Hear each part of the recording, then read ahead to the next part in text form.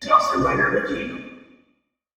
Hey YouTube, Dawson Rider here. This is going to be my review for the large-scale Mighty Morphin Power Rangers figures from the Hasbro Power Rangers line, in the same vein as the large-scale 12-inch Beast Morphers figures we've been getting throughout the 2 seasons. Before we get started on the main thing, I just wanted to draw attention for those of you that are into that type of thing. The packaging all has these really cool individual arts on the side for each Ranger, like you can see in the back. Each one has their own, and you get it on the back here again, and you know it has like a description. And then on the side, you can kind of get a look at all of them. I just really like the art they've done for the packaging. I think it looks really cool, and I don't know, really into that. Like, I don't always save the packages, but if you do, I just think it's a neat bit, and it looks appealing in the aisles, and I like that they continued that from the Beast Morphers versions. That being said, I wanted to get them out of the way because they were taking up a little bit of room. So if you're not familiar, these are kind of known as the nutcracker figures among the fandom, because they're just like these large nutcracker size figures that don't have a lot of articulation. But I still stand by that I think Hasbro's are a step up from the Bandai ones we usually got, and we'll get into that in a second. Let's just kind of go over them one by one,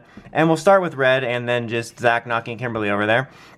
But I actually think they have some huge positives. So right away though, here's a negative, is that if you can't tell, I have a huge paint mistake on Red's helmet. There's that silver paint missing right along the edge. It's like an OCD nightmare. It's like, just fill it in, just right there, just finish the job. Just, you know, finish the fight. And also, why do they always make the border of his helmet silver when it's white? For like 20 years they've done it. But that being said, my complaint about them just using the silver and none of the white like they have, I think this is actually one of the most accurate Mmpr Red sculpts, which is kind of funny because I've been talking about the helmet sculpts recently throughout the years of the Mmpr figures, and how Red's is kind of always one of those that's hard to get like right, kind of like Blue's, which I'll get to in a second. But his is actually, just sculpt wise, I think one of the best proportionate, most accurate ones I've seen, like no joke, except for the paint mistake which is there. And honestly, these aren't too bad either. I talked about how I think one step up these have over the old Bandai ones is that they kind of actually look a little more realistic. You can see kind of the folds they have to make it look like clothes, because the old Bandai ones were just strictly like flush, shiny plastic, and it looked really like a weird,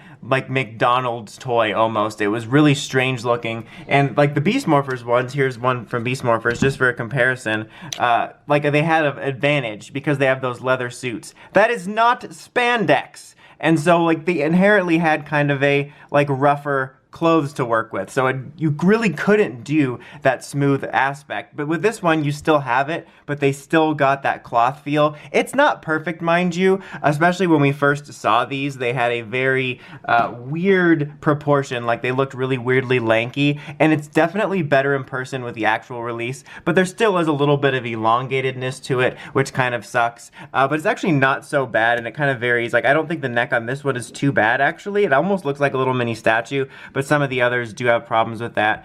And because the Mmpr suits are so basic, you don't really have any problems with the back not being painted, because, I mean, how lazy would it be if you would just not paint the rest of that diamond? So you have the color all the way around, you don't have that really cheap aspect of the back being blank, and you even have the details on the Power Morphers. He just comes with the one accessory, which is your classic Bandai of America style, just gray power sword, but it's a decent little sculpt and a decent size and all that.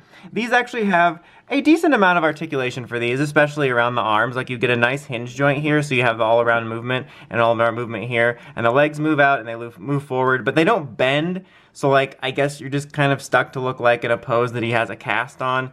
And if you could sort of see, you know, you can move his head up and down and 360 around. So pretty decent-ish for these type of figures. You can at least give them a little bit of personality. Now moving on to Mmpr Black, which was the one I was most excited for because this is my favorite of the core 5 suits. I've always just loved the design and the helmet and all that. And that being said, a helmet I think is actually one of the least accurate. Like, it's not 100%, but there's just something off about it. I feel like this part is just too big where it makes it look like a hat or something. Like, the proportions on it are kind of strange. It doesn't look awful, and the paint job on it is decent, but it just looks a little bit off to me. And I think he has the worst problem of his neck looking too skinny with the helmet. Like, that was one of the problems I was worried about with these, and Red's actually is not so bad, but then his is.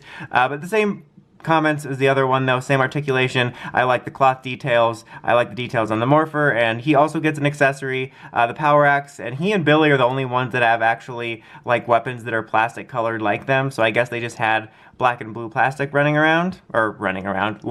And we have Billy here, and again, I just recently reviewed the Lightning Collection version of this guy, and I was talking about how blues alongside red is one of the helmets they have the hardest time getting right, and no joke, I think this is one of the more accurate helmet sculpts for him. It's kind of got the right amount of wideness without being too weird. Like the Lightning Collection one had this off bit where it was a little too fat, and it looked a little pressed in. I'm not saying this is perfect, but I think just head sculpt wise, it's actually one of the better ones. And again, they have all the nice details there. There's a few little QC issues, but the only one that I really have the main QC issue with is Red's visor. But everything else, you know, you got the nice coloring, you got the nice details there.